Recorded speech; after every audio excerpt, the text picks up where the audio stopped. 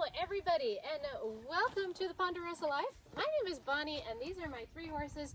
Catalina, you can barely see her. She's on the other side of Fabio. This is Fabio, and this is my beautiful horse, Dream. I also have a goat, 5 cats, 2 dogs, and a cockatiel. I think that's all of them for now. Welcome to the very first Story Sunday of 2023. Every Sunday, I plan on telling a story that is going to be a true story about something that I found interesting and I wanted to share. I hope you enjoy the stories, and my horses and animals will be my background. So today's story is going to be a true story about myself and how my brothers and sisters and I got lost in the woods while riding our horses. So when I was 17 years old, my mom bought me my first horse, who I was ecstatic for getting. I named him Covelo after a little town that I grew up in California. It was my dad's hometown, and so it was a town that we hold very dear to our heart. So I named my first horse after that town, Covelo.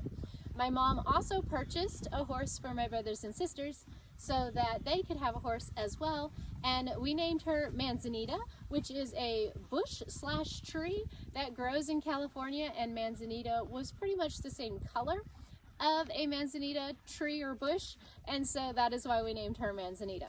So fast forward, I finally did start riding our horses. My mom had one rule: we had to be home by dark.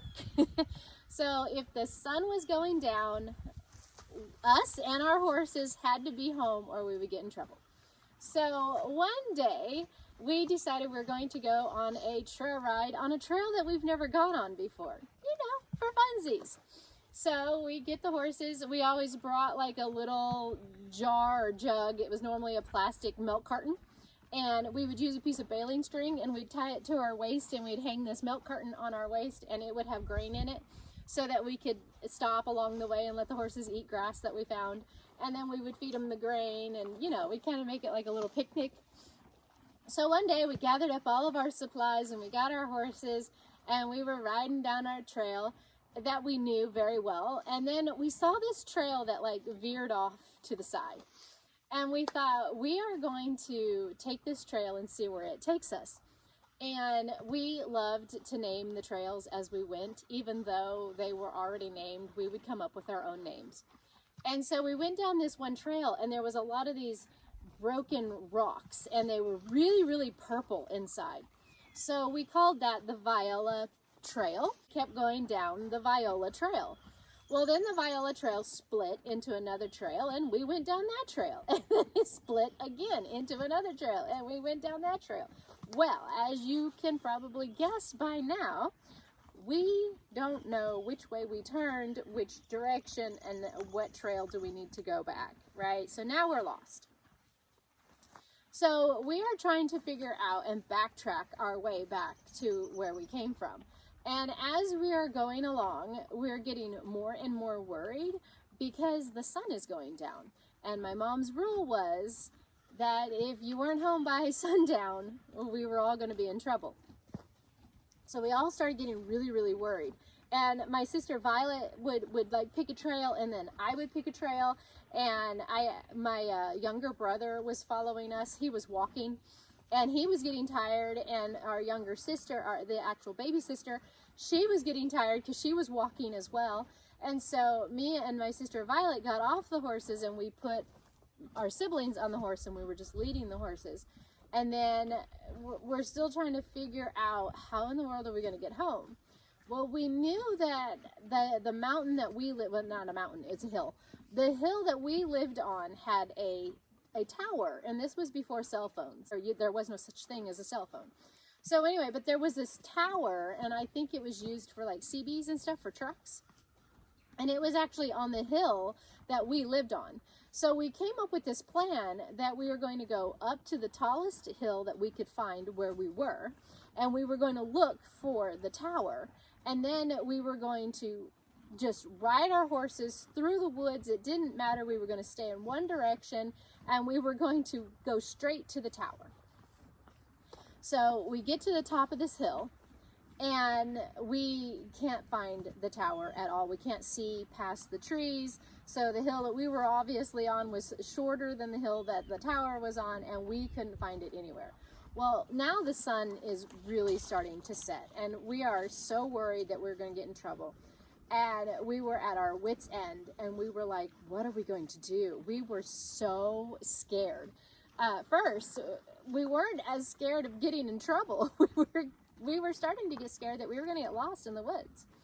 And so, as we're going along, my sister Violet said, you know what we should do? I said, what? She goes, let's just drop the reins and let the horses go. And I'm like, let the horses go? And she said, yeah, just let the horses go. They know that it's getting time to eat, and maybe they will be able to figure out how to get home.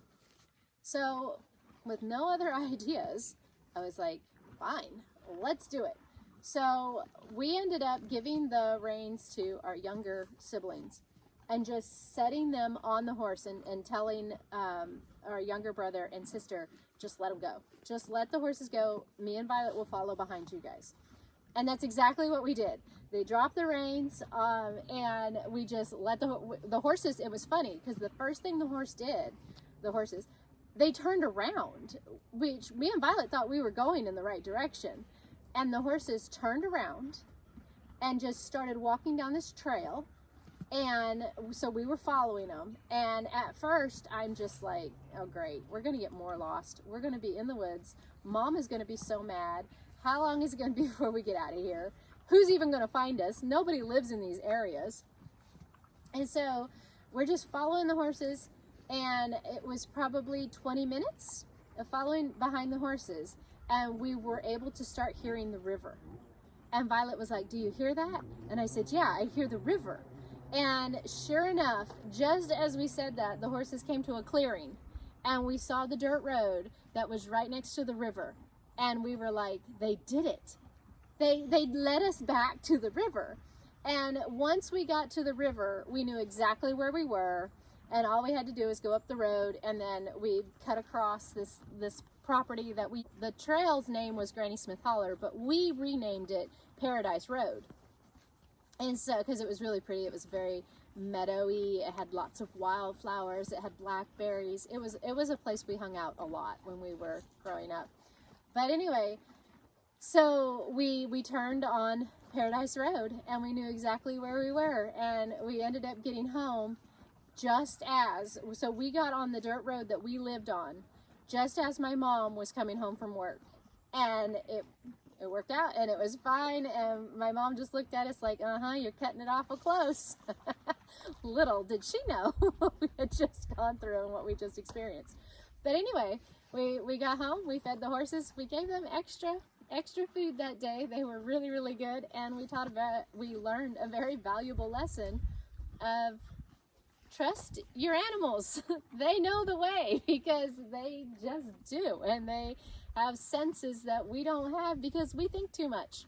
So anyway, that is my story of getting lost in the woods in Eminence, Missouri with my sister and my youngest sister and brother when I was a teenager. So thank you so much for listening to my story. I hope you enjoyed it.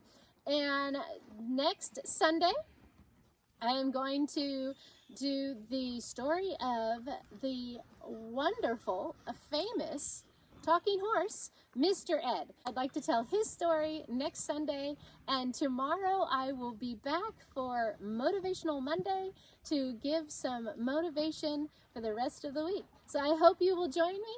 Thank you so much, and I'll talk to you later.